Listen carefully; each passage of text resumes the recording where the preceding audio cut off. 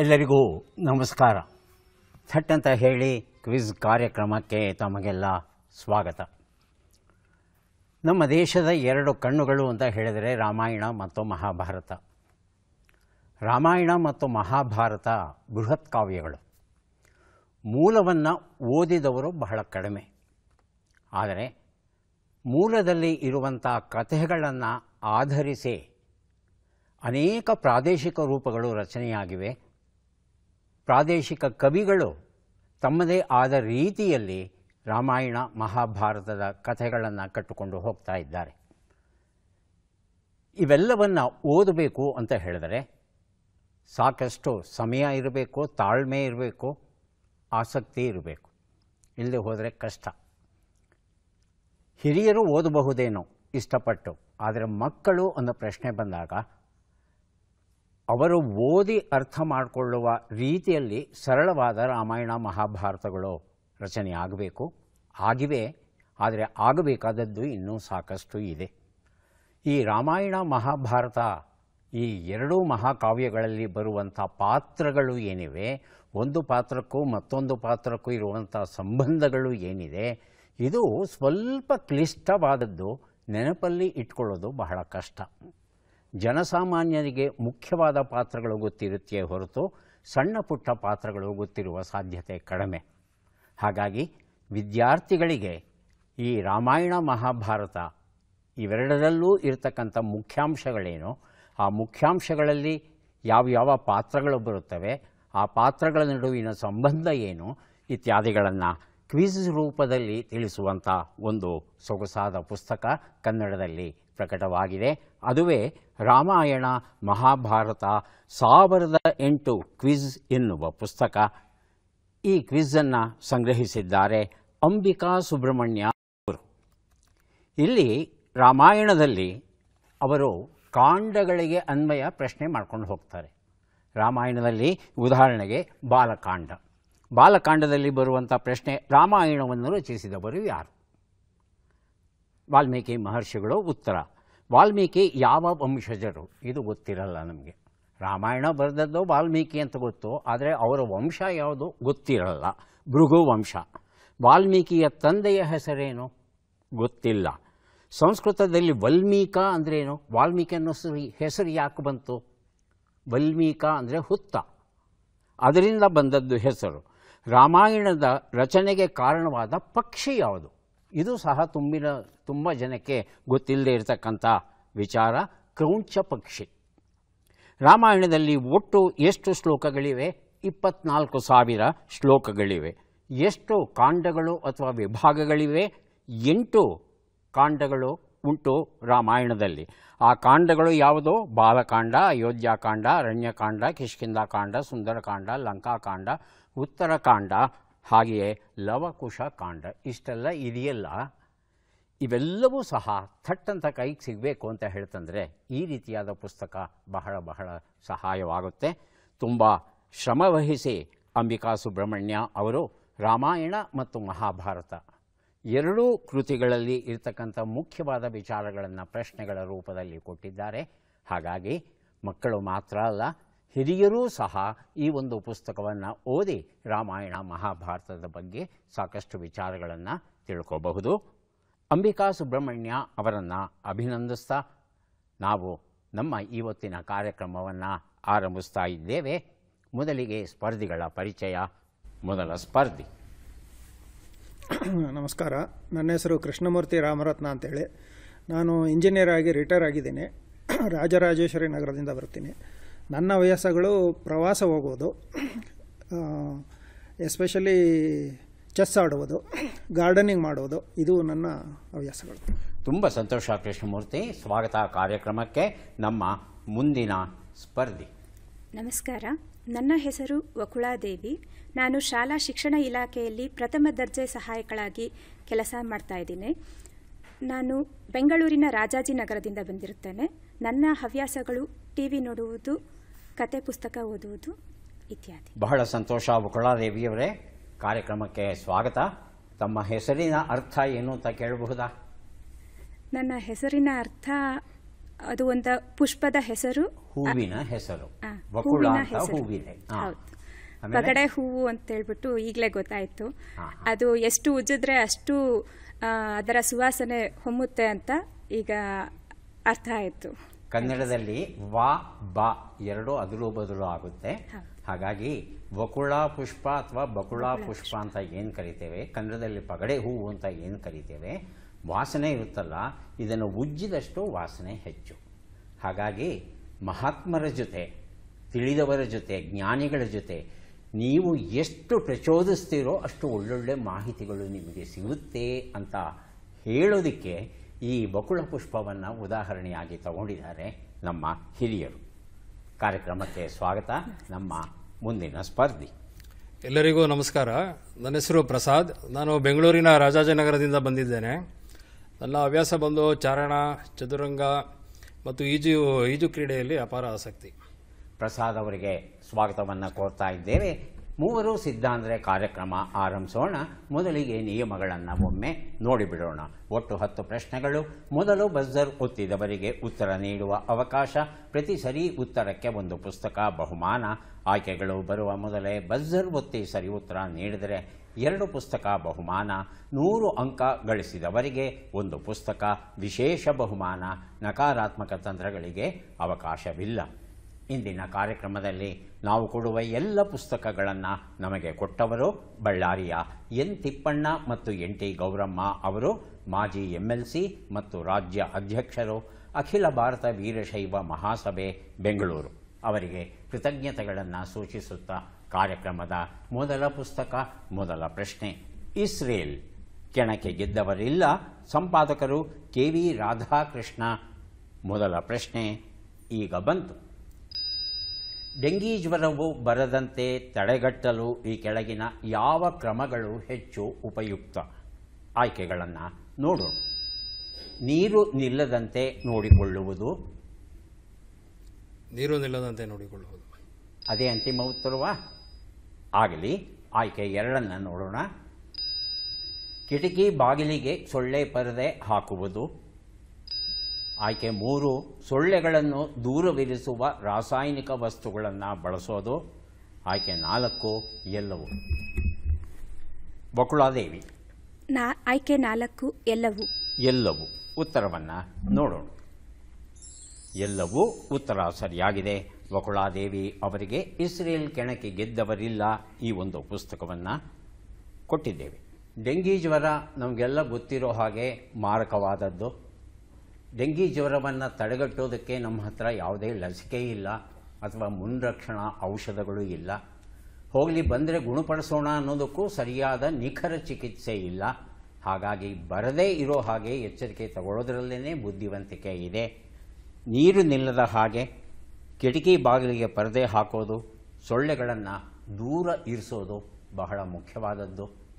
ಈ ಒಂದು ಕ್ರಮಗಳನ್ನು ನಾವು ಯಾವುದೇ ರೀತಿಯಾದ ಸೋಮಾರಿತನ ತೋರಿಸದೆ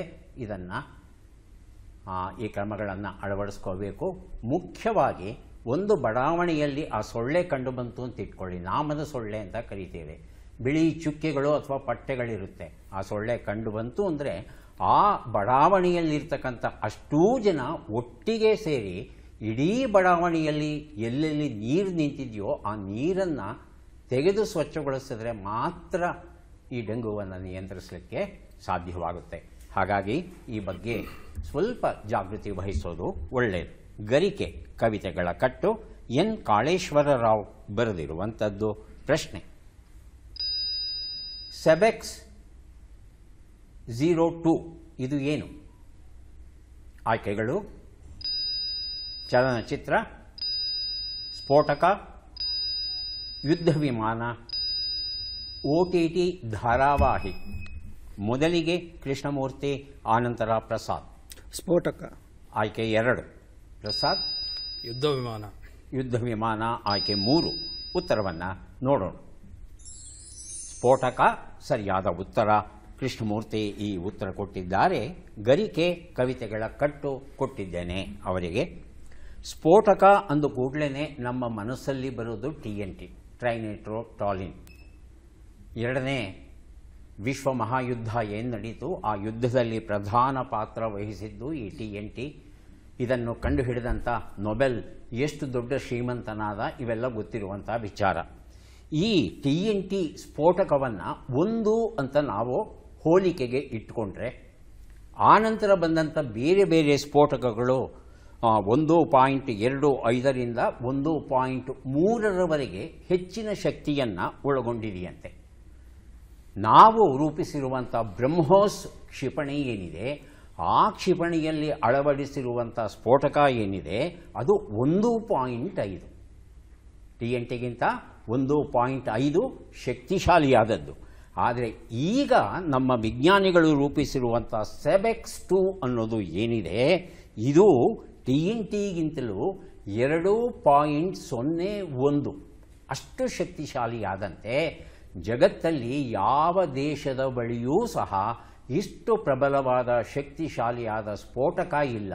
ಅಂತಹ ಸ್ಫೋಟಕವನ್ನು ನಮ್ಮ ವಿಜ್ಞಾನಿಗಳು ರೂಪಿಸಿದ್ದಾರೆ, ಅದನ್ನು ಪರಿಣಾಮಕಾರಿಯಾಗಿ ಬಳಸ್ತಾ ಇದ್ದಾರೆ. ಆದರೆ ಸ್ಫೋಟಕಗಳು ಬೇಕಾ ನಮಗೆ, ಅದು ಬೇರೆ ವಿಚಾರ. ಆ ಬಗ್ಗೆ ವಿಚಾರ ಮಾಡೋಣ. ಸದ್ಯಕ್ಕೆ ಮುಂದಿನ ಪುಸ್ತಕ ಮತ್ತು ಪ್ರಶ್ನೆ ಪರಿಧಿ, ಸುಧಾಮೂರ್ತಿ ಅವರು ಬರೆದಂಥ ಕನ್ನಡ ಕಾದಂಬರಿ ನಮ್ಮ ಪ್ರಶ್ನೆ. ಇವುಗಳಲ್ಲಿ ಯಾವುದು ವಿದೇಶಿ ಮೂಲದಿಂದ ಬಂದ ರಾಕ್ಷಸ ಕಳೆ ಅಲ್ಲ?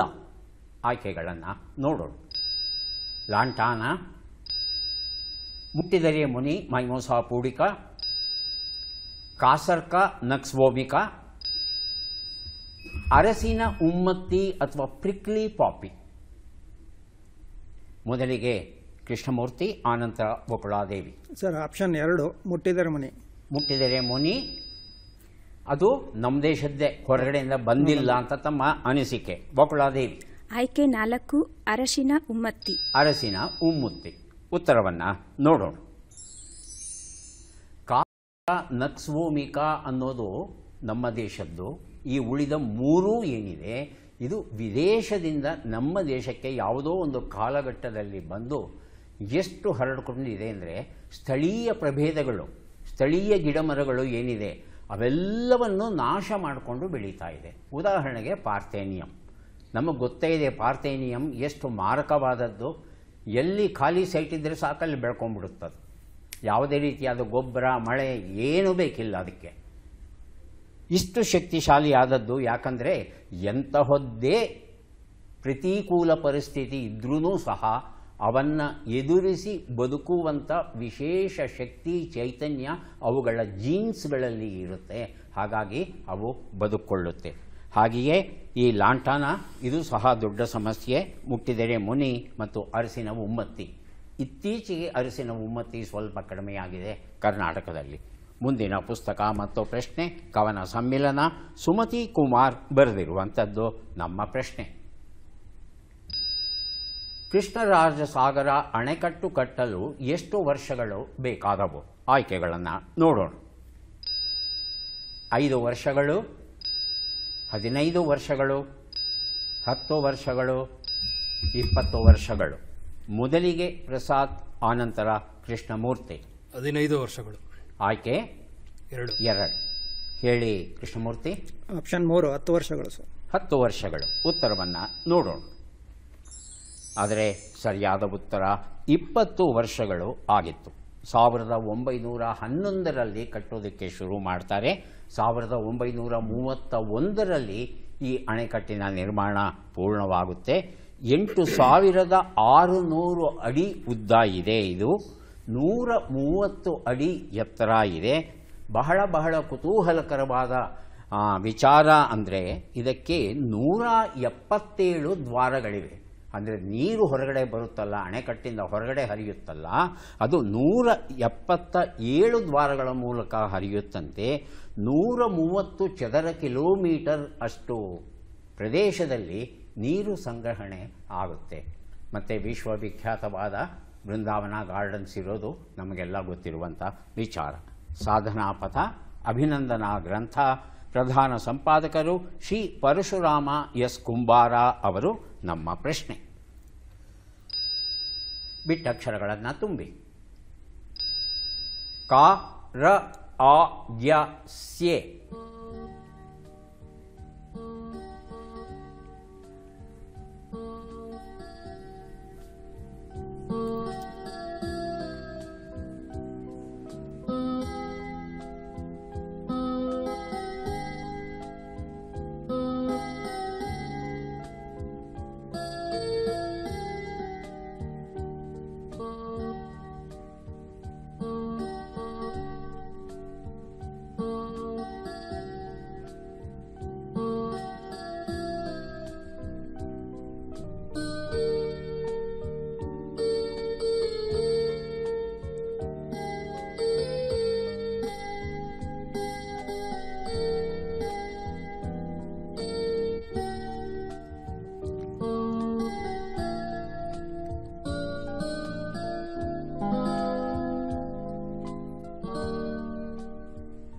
1 ನಿಮಿಷದ ಕಾಲಾವಕಾಶ ಮುಕ್ತಾಯ ಆಗಿದೆ. ಉತ್ತರವನ್ನು ನೋಡೋಣ.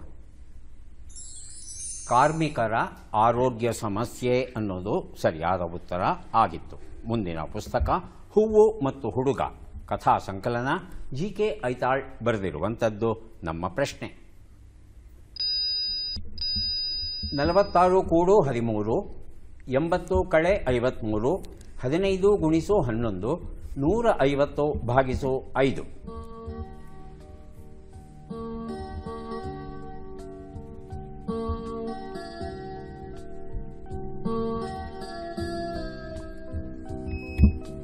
ಬಜರ್ ಒತ್ತಿದ್ದಾರೆ ಕೃಷ್ಣಮೂರ್ತಿ, ಆನಂತರ ಬಕುಳಾದೇವಿ. 231. ಅಂತಿಮ ಉತ್ತರ 231. 2, 3, 1. ಬಕುಳ 3, 7, 1. ಭಿನ್ನವಾದ ಉತ್ತರ. ಪ್ರಸಾದ್ 281. 281. ಮೂರು ಉತ್ತರ ಕೊಟ್ಟಿದ್ದೀರಿ. ಯಾರು ಉತ್ತರ ಸರಿ ನೋಡೋಣ. ಒಂದು ಉತ್ತರ 59, 27, 165, 30 ಎಲ್ಲವನ್ನ ಕೂಡಿದರೆ 2, 8, 1 281 ಬಂದಿದೆ. ಈ ಉತ್ತರವನ್ನು ಪ್ರಸಾದ್ ಅವರು ಕೊಟ್ಟಿದ್ದಾರೆ. ಹೂವು ಮತ್ತು ಹುಡುಗ ಈ ಒಂದು ಪುಸ್ತಕವನ್ನು ಪ್ರಸಾದ್ ಅವರಿಗೆ ಕೊಟ್ಟಿದ್ದೇವೆ. ಈಗ ಕೊಡಲಿರುವ ಪುಸ್ತಕ ಅದ್ವೈತ ಶ್ರೀ ಕ್ಷೇತ್ರ ಶೃಂಗೇರಿ, ನಮ್ಮ ಶ್ರೀಕಂಠಕುಮಾರ್ ಬರೆದಿರುವಂಥದ್ದು. ಪ್ರಶ್ನೆ: ಈ ಕ್ರಿಕೆಟ್ ಆಟಗಾರ್ತಿಯನ್ನು ಗುರುತಿಸಿ. ಚಿತ್ರವನ್ನು ನೋಡೋಣ.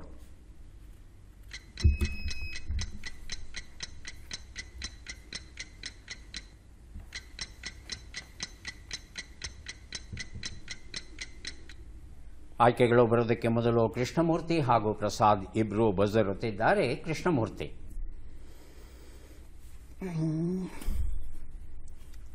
ಪ್ರಸಾದ್ ಶಫಾಲಿ ವರ್ಮಾ. ಶಫಾಲಿ ವರ್ಮಾ. ಆಯ್ಕೆಗಳು: ರಿಚಾ ಘೋಷ್, ದೇವಿಕಾ ವೈದ್ಯ, ದೀಪ್ತಿ ಶರ್ಮಾ, ಅಂಜಲಿ ಶರ್ವಾಣ್. ರಿಚಾ ಘೋಷ್. ರಿಚಾ ಘೋಷ್. ಉತ್ತರವನ್ನು ನೋಡೋಣ. ರಿಚಾ ಘೋಷ್ ಉತ್ತರ ಸರಿಯಾಗಿತ್ತು. ಆದರೆ ಕೃಷ್ಣಮೂರ್ತಿಯವರು ಅವಕಾಶ ಬಂದಾಗ ಉತ್ತರವನ್ನು ಕೊಡಲಿಲ್ಲ. ವಿಕೆಟ್ ಕೀಪರ್ ಆಗಿ ಇವರು ಕಾರ್ಯನಿರ್ವಹಿಸ್ತಾ ಇದ್ದಾರೆ. ಬಲಗೈಯಲ್ಲಿ ಬ್ಯಾಟಿಂಗ್ ಮಾಡ್ತಾ ಬಲಗೈಯಲ್ಲೇ ಮೀಡಿಯಂ ಪೇಸ್ ಬೌಲಿಂಗನ್ನು ಮಾಡ್ತಾ ಇದ್ದಾರೆ. ಇವರ ಜರ್ಸಿ ನಂಬರ್ 13. 2 ಟೆಸ್ಟ್ ಮ್ಯಾಚ್ಗಳಲ್ಲಿ 23 ಒಂದು ದಿನದ ಆಟಗಳಲ್ಲಿ ಹಾಗೂ T20 50 ಆಟಗಳಲ್ಲಿ ಇವರು ಭಾಗವಹಿಸಿ ಭಾರತಕ್ಕೆ ಹೆಸರನ್ನು ತಂದಿದ್ದಾರೆ. ಮುಂದಿನ ಪುಸ್ತಕ ಕ್ರೀಡಾ ಜಗತ್ತಿನ ಸಾರ್ವಕಾಲಿಕ ಶ್ರೇಷ್ಠ ಕ್ರೀಡಾಪಟುಗಳು, MK ರಂಗಪ್ಪ ಮಾದಲಗೆರೆ ಬರೆದಿರುವಂಥದ್ದು. ನಮ್ಮ ಪ್ರಶ್ನೆ: ಈ ಅಕ್ಷರಗಳನ್ನು ಸರಿಯಾಗಿ ಜೋಡಿಸಿ. ಅಕ್ಷರಗಳು: ತ, ಕು, ದೆ, ರೇ, ರು, ದ, ಟಿ, ಲಾ.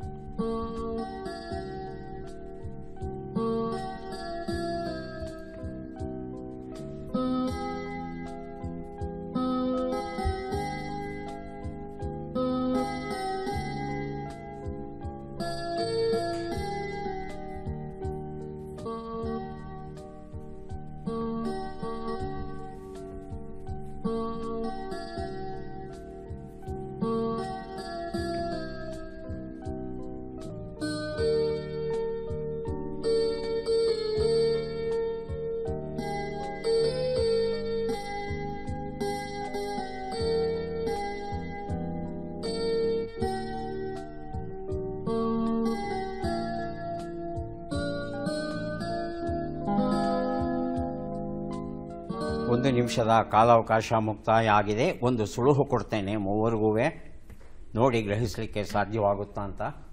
ಇಟ್ಟರೆ ಸಗಣಿಯಾದೆ, ತಟ್ಟಿದರೆ ಕುರುಳಾದೆ. ಏನು ತಪ್ಪು ಮಾಡಿದರೆ? ಬಜರ್ ಒತ್ತಿದೆ, ಉತ್ತರ ಕೊಡಬೇಡಿ ಸರ್. ಈಗ ನನಗೆ ಗೊತ್ತಿಲ್ಲ. ಬಕುಳಾದೇವಿ ಮೊದಲು ಬಜರ್ ಒತ್ತಿದ್ದಾರೆ, ತಾವು ಒತ್ತಿದ್ದೀರಿ.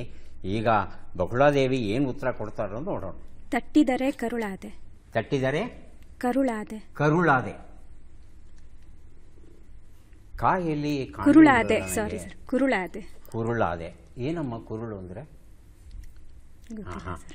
ಈಗ ಕುರುಳು ಶಬ್ದದ ಅರ್ಥವನ್ನು ಯಾರು ಹೇಳ್ತಾರೆ ಮೂವರಲ್ಲಿ ನೋಡೋಣ. ಕೃಷ್ಣಮೂರ್ತಿ. ಬೆರಣಿ ಕುರುಳಾದೆ. ಉತ್ತರವನ್ನು ನೋಡೋಣ. ತಟ್ಟಿದರೆ ಕುರುಳಾದೆ, ಇಟ್ಟರೆ ಸಗಣಿಯಾದೆ, ತಟ್ಟಿದರೆ ಕುರುಳಾದೆ, ನೀನ್ಯಾರಿಗಾದೆಯೋ ಎಲೆ ಮಾನವ, ಹರಿಹರಿ ಗೋವು ನಾನು ಅಂತ ಹೇಳಿ ಒಂದು ಗೋವಿನ ಗೀತೆ ಅಂತ ನಮ್ಮ ಶಾಲಾ ದಿನಗಳಲ್ಲಿ ಇತ್ತು. ಅದು ಎಸ್ ಜಿ ನರಸಿಂಹಾಚಾರ್ಯ ಅವರು ಬರೆದಿದ್ರು. ಈಗ ಏನು ಮಾಡೋಣ? ಪುಸ್ತಕನ ನಿಯಮದ ಅನ್ವಯ ಬಕುಳಾದೇವಿಗೆ ಕೊಡಬೇಕಾಗಿದೆ. ಆದರೆ ನ್ಯಾಯವಾಗಿ ಕೊಡಬೇಕಾದದ್ದು ಕೃಷ್ಣಮೂರ್ತಿ ಅವರಿಗೆ. ಯಾಕಂದರೆ ಅವರು ಉತ್ತರ ಗೊತ್ತಾಯಿತು ಅನ್ನೋ ಸಂತೋಷದಲ್ಲಿ ಬಸರುತ್ತೋದನ್ನು ಮರ್ತಿದ್ದಾರೆ. ತಾವು ಕರುಳಾದೆ ಅಂದರೆ ಕೊನೆಗೆ ತಿದ್ದುಕೊಂಡು ಕುರುಳಾದೆ ಅಂತ ಹೇಳಿದ್ರಿ. ಪೂರ್ತಿ ಓದಿ ಒಂದು ಸಲ.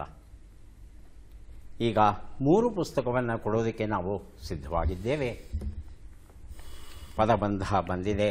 ಸುಳುಹುಗಳನ್ನು ನೋಡೋಣ. ಆಸ್ತಿ ಹಕ್ಕು ಸೋದರಳಿಯನಿಗಿರುವ ತುಳುನಾಡಿನ ಪದ್ಧತಿ, ದುಡಿದದ್ದು ಎಲ್ಲವೂ.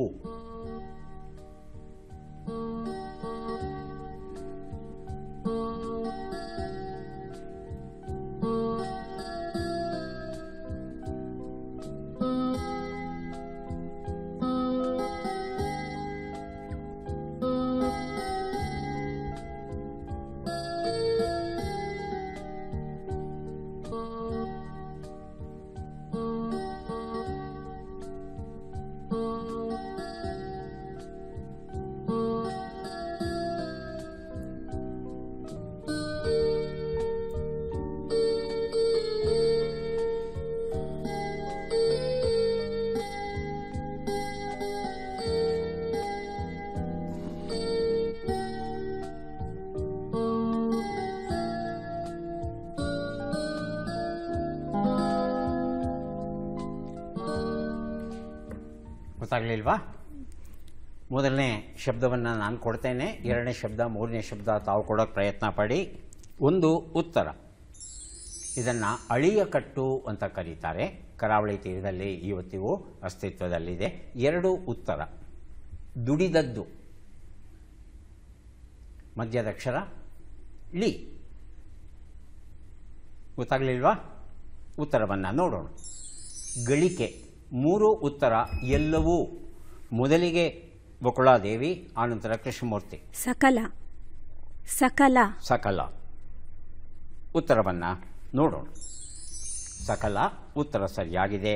ನಿತ್ಯ ಪ್ರಾರ್ಥನಾ ಕೃತಿ ಕೊಟ್ಟಿದ್ದೇನೆ ಬಕುಳಾದೇವಿ ಅವರಿಗೆ.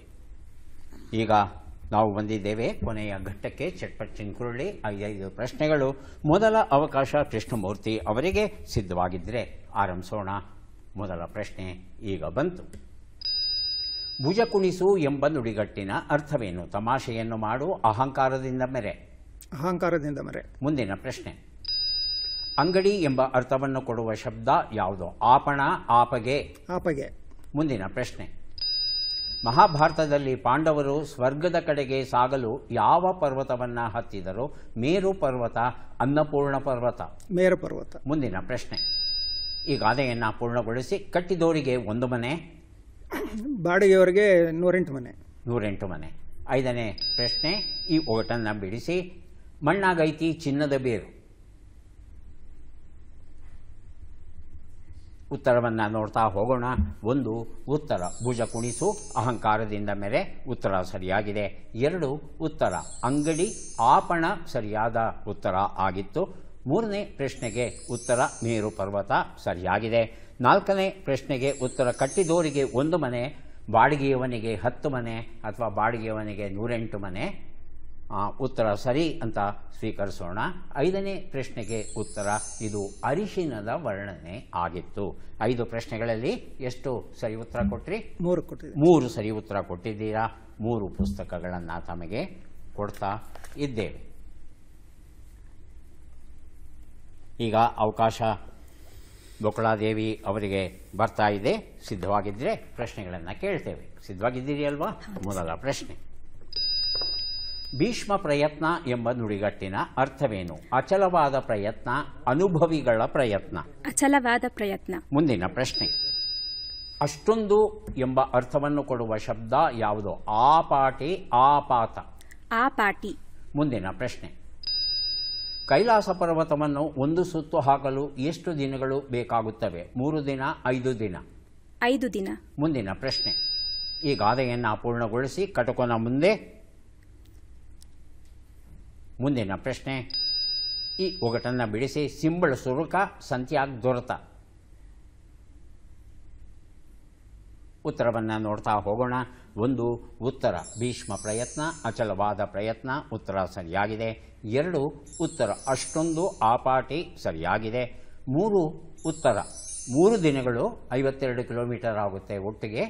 4ನೇ ಪ್ರಶ್ನೆಗೆ ಉತ್ತರ ಕಟುಕನ ಮುಂದೆ ಕುರಿ ಕಷ್ಟ ಹೇಳಿಕೊಂಡಂಗೆ. 5ನೇ ಪ್ರಶ್ನೆಗೆ ಉತ್ತರ ಇದು ಬೆಂಡೆಕಾಯಿಯ ವರ್ಣನೆ ಆಗಿತ್ತು. ಎಷ್ಟು ಸರಿ ಉತ್ತರ ಕೊಟ್ರಿ?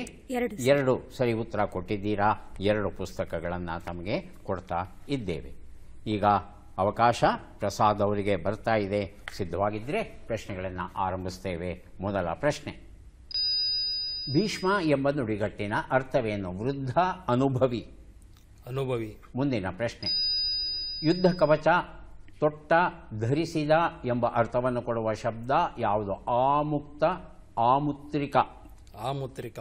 ಮುಂದಿನ ಪ್ರಶ್ನೆ, ಹಿಂದೂಗಳು ಮತ್ತು ಬೌದ್ಧರು ಕೈಲಾಸ ಪರ್ವತಕ್ಕೆ ಪ್ರದಕ್ಷಿಣೆಯನ್ನು ಹಾಕುತ್ತಾರೆ ಹೇಗೆ? ಹಿಂದೂಗಳು ಪ್ರದಕ್ಷಿಣವಾಗಿ, ಬೌದ್ಧರು ಅಪ್ರದಕ್ಷಿಣವಾಗಿ. ಹಿಂದೂಗಳು ಅಪ್ರದಕ್ಷಿಣವಾಗಿ, ಬೌದ್ಧರು ಪ್ರದಕ್ಷಿಣವಾಗಿ. ಗೊತ್ತಾಯ್ತಲ್ಲ ಇದು ಪ್ರಶ್ನೆ? ಗೊತ್ತಾಯ್ತು. ಎಡಗಡೆಯಿಂದ ಬಲಗಡೆಗ, ಬಲಗಡೆಯಿಂದ ಎಡಗಡೆಗ ಅಂತ. ಎಡಗಡೆಯಿಂದ ಬಲಗಡೆ. ಇದು ಯಾವುದು? ಮೊದಲನೇದ, ಎರಡನೇದ? ಯಾವ್ದು ಸರಿ? ಎರಡನೇದು. ಎರಡನೇದು ಹಿಂದೂಗಳು ಅಪ್ರದಕ್ಷಿಣವಾಗಿ ಹೋಗ್ತಾರೆ, ಬೌದ್ಧರು ಪ್ರದಕ್ಷಿಣವಾಗಿ ಹೋಗ್ತಾರೆ ಅಂತ. ಹೌದಾ? ಇಲ್ಲ ಇಲ್ಲ, ಮೊದಲನೇದು. ಮೊದಲನೇದು. ಉತ್ತರವನ್ನು ನೋಡೋಕ್ಕೆ ಮೊದಲು 4ನೇ ಪ್ರಶ್ನೆ ನೋಡಿಬಿಡೋಣ. ಕಡ ಹುಟ್ಟಿ. ಮುಂದಿನ ಪ್ರಶ್ನೆ, ಈ ಒಗಟನ್ನು ಬಿಡಿಸಿ. ಅಟ್ಟಟ್ಟರಣ್ಯದಾಗ ಜುಟ್ಟ ಬಿಡ್ಕೊಂಡು ಕುಂತೈತಿ. ಉತ್ತರವನ್ನು ನೋಡ್ತಾ ಹೋಗೋಣ. 1 ಉತ್ತರ ಭೀಷ್ಮ, ಅನುಭವಿ ಸರಿಯಾಗಿದೆ. 2 ಉತ್ತರ ಆಮುಕ್ತ ಅನ್ನೋದು ಸರಿಯಾದ ಉತ್ತರ ಆಗಿತ್ತು. ತಾವು ಆಮುತ್ರಿಕ ಅಂದ್ರಿ. 3ನೇ ಪ್ರಶ್ನೆಗೆ ಉತ್ತರ ಪ್ರದಕ್ಷಿಣ, ಅಪ್ರದಕ್ಷಿಣ. ಹಿಂದೂಗಳು ಪ್ರದಕ್ಷಿಣವಾಗಿ ಎಡದಿಂದ ಬಲಕ್ಕೆ ಹೋದರೆ, ಬೌದ್ಧರು ಅಪ್ರದಕ್ಷಿಣವಾಗಿ ಬಲದಿಂದ ಎಡಕ್ಕೆ ಸುತ್ತನ್ನು ಹಾಕ್ತಾರೆ. 4ನೇ ಪ್ರಶ್ನೆಗೆ ಉತ್ತರ ಕಡ ಹುಟ್ಟಿ ಬಡವ ಕೆಟ್ಟ. 5ನೇ ಪ್ರಶ್ನೆಗೆ ಉತ್ತರ ಜೋಳದ ತೆನೆ ಆಗಿತ್ತು. ತಾವು ಉತ್ತರ ಕೊಟ್ಟಿಲ್ಲ. 2 ಪ್ರಶ್ನೆಗೆ ಸರಿ ಉತ್ತರ ಕೊಟ್ಟಿದ್ದೀರಲ್ವಾ? 2 ಪುಸ್ತಕಗಳನ್ನು ತಮಗೆ ಕೊಡ್ತಾ ಇದ್ದೇವೆ. ಯಾರಿಗೆ ಎಷ್ಟು ಪುಸ್ತಕ ಬಂದಿದೆ ಅದನ್ನು ನೋಡುವ ಕ್ಷಣ ಈಗ ಬಂತು. ಕೃಷ್ಣಮೂರ್ತಿ ಅವರಿಗೆ 4 ಪುಸ್ತಕಗಳು ತಮಗೆ ದೊರೆಯುತ್ತಾ ಇವೆ. ಪುಸ್ತಕಗಳನ್ನು ಸ್ವೀಕರಿಸಿ ಕಾರ್ಯಕ್ರಮದಲ್ಲಿ ಭಾಗಿಯಾಗಿದ್ದಕ್ಕೆ ತಮಗೆ ಧನ್ಯವಾದಗಳನ್ನು ಅರ್ಪಿಸ್ತಾ ಇದ್ದೇವೆ. ವಕುಳಾದೇವಿ ಅವರಿಗೆ 3, 2, 5 ಪುಸ್ತಕ ತಮಗೆ ಸಿಗ್ತಾ ಇದೆ. ಸ್ವೀಕರಿಸಿ ಅಭಿನಂದನೆಗಳು.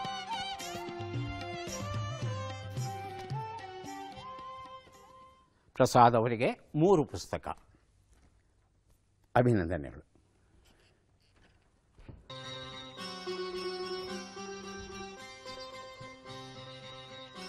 ಕೆಲವು ತುಂಟು ಹುಡುಗರು ಚ್ಯೂವಿಂಗಮ್ ತಿಂದು ಏನು ಮಾಡ್ತಾರೆ ಗೊತ್ತಾ? ತಾವು ಕೂತಿರೋ ಕುರ್ಚಿಗೆ, ಅದರಲ್ಲೂ ಚಲನಚಿತ್ರ ಮಂದಿರದಲ್ಲಿ ಎಲ್ಲಿ ಕೂತಿರ್ತಾರೋ ಕುರ್ಚಿ ಗಂಟಿಸ್ಬಿಟ್ಟು ಸದ್ದಿಲ್ಲದ ಹಾಗೆ ಹೊರಟೋಗ್ತಾರೆ. ಆನಂತರ ಬಂದವನು ಕತ್ತಲೆನಲ್ಲಿ ಕೂತ್ಕೊಂಡ ಅಂದರೆ ಆ ಚ್ಯೂವಿಂಗಮ್ ಬಟ್ಟೆ ಗಂಟ್ಕೊಂಡ್ಬಿಟ್ರೆ ತೆಗಿಲಿಕ್ಕೆ ಆಗೋದಿಲ್ಲ. ಎಷ್ಟೇ ಪ್ರಯತ್ನ ಪಟ್ಟರು ಬಟ್ಟೆ ಹರಿದೋಗುತ್ತೀಯೇ ಹೊರತು ಚ್ಯೂವಿಂಗಮ್ ಆಚೆ ಬರೋದಿಲ್ಲ. ಒಂದು ಸರಳ ಉಪಾಯ ಉಂಟು. ಬೆಣ್ಣೆ ತಗೊಳ್ಳಿ, ಚೆನ್ನಾಗಿ ಹಚ್ಚಿ ಸ್ವಲ್ಪ ಹೊತ್ತು ಬಿಡಿ. ಆನಂತರ ಎಚ್ಚರಿಕೆಯಿಂದ ನೀವು ಚ್ಯೂವಿಂಗಮ್ಮನ್ನು ಬಟ್ಟೆಯಿಂದ ಬಿಡಿಸ್ಬೋದು. ಮತ್ತೆ ಭೇಟಿಯಾಗೋಣ. ನಮಸ್ಕಾರ.